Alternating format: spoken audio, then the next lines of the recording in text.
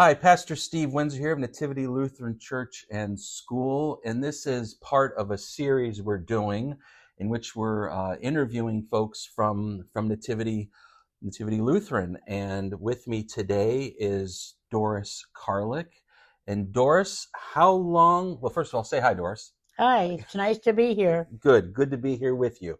Doris, how long have you been a member of Nativity? 55 years. 55 years. When we moved here from Arizona, my daughter Diane was in confirmation classes back there, and we didn't want to waste any time. I asked my minister in Scottsdale, Arizona, to tell me who was the pastor and the church that would be closest to our house. And sure enough, it was Nativity Lutheran Church with David Wolber as the minister. So I knew immediately that that's where we were going to join. So within a month, we moved here in December of 70, and the following month we were taken in as members, and Diane went right on with her confirmation classes, which made me very happy. Didn't skip a beat. I'm sure Diane was thrilled that you were able to have her confirmation. That's right. Catechism go uninterrupted. That's right. But Kathy, of course, made her confirmation 2 years later here, right, at the Nativity, and we were very happy. Things were going very well. I had a good beginning back in New Jersey when, at age 5, I went to Sunday school, and I didn't realize at the time, but I met my future husband at kindergarten at Sunday school. Wait. You met your future husband, right, in kindergarten? Yes, but Sunday school kindergarten with the 5-year-olds. Okay. But I didn't know at the time this would be my husband, right? My Uncle Rudy was the superintendent of the Sunday school. We had 200 children in Sunday school. And at age 15, wow, he asked me to please play the piano for the school. So I did. I played piano, playing all the hymns when I was only 15 years of age. When I was 18, he asked me to be a Sunday school teacher. So that was my beginning at Holy Trinity in Newark, New Jersey. Holy Trinity, Newark, New Jersey. Right. So you are what we call a cradle Lutheran. You grew up in the Lutheran church. Yes, I did, definitely. Wow. And my future husband, at that time I didn't know, we were in the same confirmation class. And on Saturday morning, we would meet for classes with the minister from 9 o'clock to 12 noon. And many a time, Steve and his friends from down at Newark would not know their lesson, and they'd have to kneel for 3 hours. Well, hold on just a second, Doris. Yes. If the Sunday school student did not know their lesson, or confirmation, this is confirmation did not know their lesson, they had to kneel? Well, the boys did. What about the girls? I don't know. I never saw the girls kneel, but the boys had to kneel, and I felt so sorry for them. So what you're saying is the girls always got their confirmation homework done? I guess they did. I would say they did, right. So the boys had to kneel for 3 hours. 3 hours. Wow. Because they did. And I thought, oh my gosh, I felt so sorry for them, because it was a wooden floor, it wasn't very comfortable. There was no carpet or anything. My goodness. But anyway, we were confirmed together. Mm-hmm. And I remember when I gave my speech, we each had to answer questions at the service for confirmation. And as I was giving the books of the Bible, someone fainted, and they all thought I had fainted, but it was someone else in the group. Oh. So that was quite an experience too. And that was during the service? Yes, during the service. That this person fainted. Right. But anyway, I was okay. I just went on just saying the books of the Bible. But it was interesting. Yeah. So at what point did you look at this young man, Stephen, and say, well, it wasn't, and verbalize this premonition that you've had since you were 5, that Well, it didn't happen right away. I was already dating a fellow that was getting his engineering degree, Mm. and my parents thought he was the person for me. Well, all of a sudden, I start dating Steven too. So for 6 months, I think I was dating Steve on Friday night and Bill on Saturday night, and I couldn't make up my mind right away. But then Bill, in our discussions when we were out, I realized he was an atheist, and I could never marry an atheist. Mm. But my parents didn't understand that. They thought, oh, he was getting a college education. Bill was the one for me. And Wow. I kind of said, no, that's not it. I was going to marry Steve. Well, So, they were upset. My parents were upset about that. so a couple things there. You played the field. Oh, yeah, right. I did. And so you chose the gentleman who didn't necessarily have the most, what would seem the most secure future, Right. but had a faith. Yes. That was And he important was to from you. my church, and I thought my parents should realize he's from the same church, you Mm. know? But anyway, let's see, I wanted to tell you something. You chose Steve. Mm-hmm. But at the time, Steve graduated Eastside High.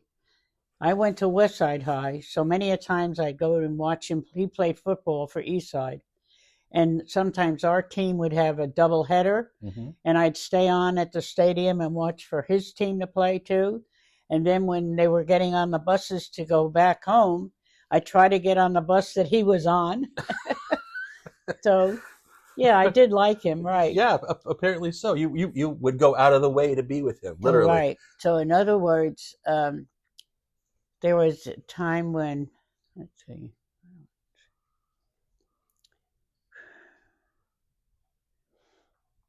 he had to work because his family came from Czechoslovakia, and they were struggling to get food on the table for the children. So Steve, being the oldest, had to go to work instead of going to college. So when I started dating him, I encouraged him to go to night school, which he did. He went 6 years to night school at Newark College of Engineering. And then he had one more year. He said he would go and get a day degree instead if I would go back and teach school. I had taught fifth grade for 6 years, and then I checked with my school in my neighborhood, and sure enough, there was an opening with second grade, so I took it for a year, and Steve got his degree. Once he got his degree, we traveled away from family. We went to Massachusetts, California, Arizona, and then Florida. Wow. But Sounds like you two were quite the team. But the reason being, during the day he worked at the Bell Telephone Labs, and he had discovered the tantalum capacitor. And that was such an important discovery that all the manufacturing companies wanted my husband after he got his degree. And that's why we traveled as much as we did at that time. So what are some of those places like overseas that you traveled? Oh, that was when he became corporate president for North American Phillips, and he had to supervise 26 companies in the world. And there were times when he had to go, being it was North American Phillips, the meetings were in the Netherlands. So we went to the Netherlands at least twice a year. Oh my goodness. And I was always treated like a queen. Someone would take me around touring or shopping or to the theater. And well, he had business commitments, you know. Right, yeah. But no, my travels with him included going to Japan because he had a joint venture with the Japanese. They would produce his tantalum capacitor in San Diego, and then they would sell it in Tokyo. My goodness. So we went to Tokyo quite often. I got to know the Yamadas very well. He was the president of the company in Tokyo, but his wife was an angel. She took me all around. And one time we even went on the bullet train out of the area, and we went like on a country visit. And for one afternoon, a girl by the name of Chrysanthemum was studying to be a geisha girl, and she entertained me all afternoon by singing, by playing the lute, by having tea with me, and dancing. Oh, it was a wonderful experience. So you had some beautiful cultural experiences Oh, yes, I have. overseas. And Yeah. I have pictures to prove all these things. If you were here with us, you would see that in Doris's house, there's tons Right. of pictures, painting, artwork from Right. all over the world. That's true. Yeah. But besides my travel, I was quite involved in the American Lutheran Church Women, that's ALCW. Yes. Tell us about your time in the American Lutheran Church. What happened? We used to have a conference that was called the Florida Bahamas Conference. And at that time, I was a secretary for the conference. And when the president stepped down, I became president of the conference. And we had many conventions, even in the Bahamas. And I became friends with Naomi Simmons. And at that time, they were talking about a possible new district in the Lutheran Church. And sure enough, the last district, called the Southeastern District, was established. And I was elected president in 81. President of the Southeastern District of the American Lutheran Church, right? Wow! And Dave Wolber at that time was the bishop. He became the dean and then the bishop. Right. So at this point in time, when you were at Nativity, Dave Wolber had left Nativity and had gone on to be the dean of the Southeast Conference of the American Lutheran Church. And now you are reunited with him as part of the council. Right. So I was on the council, and there were times when I had to do the devotions, and I thought, how am I going to do a devotion for the ministers, But my symbol, I used the rainbow as my symbol during my administration, and I decided to do a rainbow devotion. As I went on the elevator to get up to the room where we were having our meeting, I saw this piece of paper on the floor of the elevator, and I quickly picked it up. It was a rainbow. I took that rainbow and put it in my pocket. And I felt so good. I felt God was with me. And sure enough, I did a great job with the rainbow devotion. Beautiful. The ministers thought how did I do that, But they didn't know I had the rainbow that God gave me in my pocket. In your pocket. Right. You had hope. Right. You literally had hope and promise. That was a wonderful experience. Right. Yeah. Beautiful. But then because I was the district president, I was the first and only one, because there was something else in the makings for the Lutheran Church at that time. But I had to work not only as a district president, but that put me on the national board at that time. And I had to go to Minneapolis for many of our national meetings. And here I think I really put a dent in their thinking too, because there was a time when there were problems, and I think I kind of solved a few of them, and they were amazed. But when it came to selecting someone from our ALCW to run for the National Women's Group for the WELCA, because in 7 years after I was elected district president, they were thinking of forming the United, the three Lutheran groups were going to unite and form the ELCA. And sure enough, I was one of three people being considered to run for that national office. And how did that go? All right, it happened that the girl from Minnesota, Jean Rapp, a girl from Massachusetts, and little Doris from the new district were the three candidates that they were considering. And they decided to put up Jean Rapp because many Lutherans lived in Minnesota. That was the reasoning. You lost out I accepted that, but I felt so honored that I was being considered as one of the three. Yeah. But then, of course, I got involved in the transition committee. I worked with the three bishops on the formation. That when you say the transition and the formation Right. of the ELCA CA. now, right? Because Yes. it brought together I was in that with the three bishops, of the American Lutheran Church, the LCA, Lutheran Church of America, and the AEL. I think it was the Evangelical Lutheran Right. Church, the third Right. one. There were three. Yes. Right. And those three came together to make the ELCA, right. of which we are a part And of. I was elected a delegate to the convention for that particular thing. And I served on the discipline committee. Mm-hmm. Yeah. Oh. I was on the discipline committee for the ELCA, the new one. And then I also served on the Florida Synod. I was the election chairman while I served. So I had a lot of responsibility. Yes. And I thoroughly enjoyed every minute. Yeah. And my husband was very supportive of my fact that I had to go to Minneapolis or I had to go to Chicago or whatever. And on the discipline committee, I think I went to Ohio. I was on one case that was a difficult one, but I went to the one in Ohio. I was supposed to go to the one in San Francisco, but at that time I had a commitment that I couldn't get away, so I couldn't go to that one. But that was a big one. Well, you served on a committee that is not an easy committee to be on. Oh my gosh, it was very difficult. Yeah, very difficult. Yes. There's a lot of pain, a lot of problems. A lot of right. problems. Mm-hmm. Yeah, but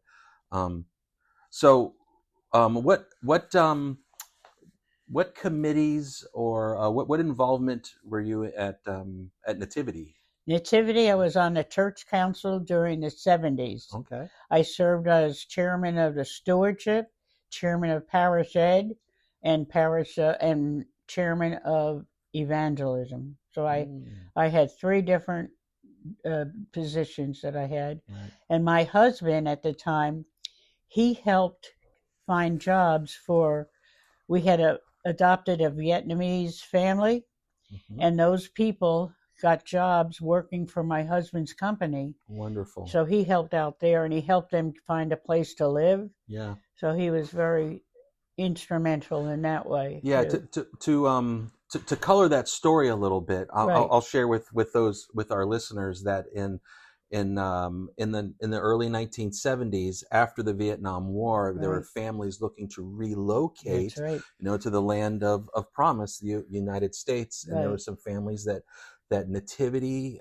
sponsored, helped them get on their feet, and your husband was one of those individuals that helped give jobs. Yes, he did. And I understand there was housing, there was clothing, there was preschool, all kinds of services. What a way to be the hands and feet of Christ. That was a wonderful experience. Yeah, beautiful. Mm-hmm. Yeah. So it is 2024, and we are in the we're in this night. Oh gosh, I got to do the math on the fly here, Doris. 1962 to 2024. Nativity is 62 years old. 62. Oh my. 60. Did I do that math correctly? Yes, 62 years old. Right. And it's not the same congregation it was back in 1962, let alone 1970 or 1980. It's a different congregation. That's true. It's not made up of cradle Lutherans anymore. We have people from different kind of faiths. Right. As the landscape of the neighborhood around the church has changed, the church has changed along with it. And we're finding ourselves now, especially after COVID, we're finding ourselves in a different position as a congregation where we need to be a bit more proactive in going out into the community I think that's wonderful. Yeah, to make relationships. The outreach is very important, isn't it? It's so important. And what's a hope that you have for Nativity? Well, I do pray for our church every night, And I pray that everything will work out, that we have more good members and we have more finances to do the things that we'd like to do in the community, reaching out. I think our program for reaching out has now started, and it should. You're referring to the Act Love Walk ministry. Yes, Yes, right. With yes. more, with what? With Mike Mike Moore. Yep. Right. Yes. I think that's a wonderful idea. Yes. And I think 2 years ago, we used to have a very strong relationship with the St. Ignatius Church, and we used to share Thanksgiving together every year. It either would be at their cathedral or our church, and I wish that would continue. That was the very good relationship we had. Well, you know that was we'll say that was P.S. pre Steve, or PPS pre Pastor Steve. But you know, this is a time, especially right now, in the ministry landscape, of shared worship, shared spaces, Right. shared ministry. It's hard to do things on your own, and you know, that's one of those relationships that maybe we should try to rekindle. We Nativity, besides that, Nativity has had experience with I should say experience, but we shared space with the Methodist Church in the last couple years. That's right. Did ministry with them. I wanted to backtrack a little bit, if I could, Sure. to when you talked about the outreach, and I wanted to share with the folks that outreach with Mike Moore, the Act Love Walk. That is a ministry, for those of you who are listening, a ministry in which we have a mobile food pantry. We have a truck in which we take food to folks who live in situations where their accessibility to groceries is difficult. So we have identified a couple of motels in the immediate area of Palm Beach Gardens, in which we deliver food to these establishments that have kitchens in them, or have limited cooking facilities, but most of all, they have families there. So we're able to come, provide bags of food, and build relationships, and while we're there, pray with them and give them a bit of hope. So with every bag of food, there's a bit of hope, not just physical sustenance in the food, right, but spiritual sustenance as well. So right. That's the outreach, and yeah, it's a good way of being present in the community. Yeah. And we used to have a group of couples that used to meet for dinner. And that was a wonderful experience, too. Yeah, those were called the 50 and Cruisin'. What is it? Was it called? Was it 50s and Cruisin'? I think something like that. Something like that? Yeah, but we used to always enjoy going to someone's house for dinner. Yeah. You know, we have the mission statement at Nativity is celebrating God's love, transforming lives through worship, education, fellowship, and service. Right. Fellowship and service. So fellowship is an important part. So we have to keep our people too healthy. You know what I mean? Yes. And happy. Yeah. Yep. We used to have Boy Scouts and Girl Scouts, or Boy Scouts, I think we used to meet at our facility too. I don't think we do that anymore. Yep. We have many other organizations that use our facilities right now. The Boy Scouts are not one of them, but the Girl Scouts have, a number of AA groups have. So yeah, we make the. We do? Oh, good. Yep, we do. We sure Very do. good. Yeah. Well, Doris, thank you for this time. Thank you for sharing. Is there anything else you'd like to share? I just feel I'm very blessed that I have such a wonderful church family, and it seems all my life my church has been a wonderful family wherever I live, but Nativity's been, especially since I've been here 55 years, it's been a long relationship, you know. So I'm very happy. Well, we're blessed to have you for 55 of your how many years? 93. 93, Right. yes. Well, you are a gem, Doris, and thank you for all your love and support of Nativity, your encouragement of me, and all the work and love that you have given to God's church over the years. You're certainly welcome. God bless you. Thank you, and you too. God bless you, Pastor. This was an episode of Listen, an occasional series of conversations with members of Nativity Lutheran. Both God and Jesus said, listen. It was a heads up that what they were about to say was important. I believe everyone has something important to say.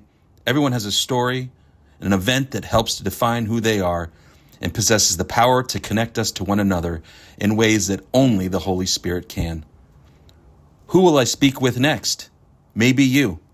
Contact me, Pastor Steve, at pastor@pbnativity.com or at 561-622-4998. Until next time, take care and God bless, good people.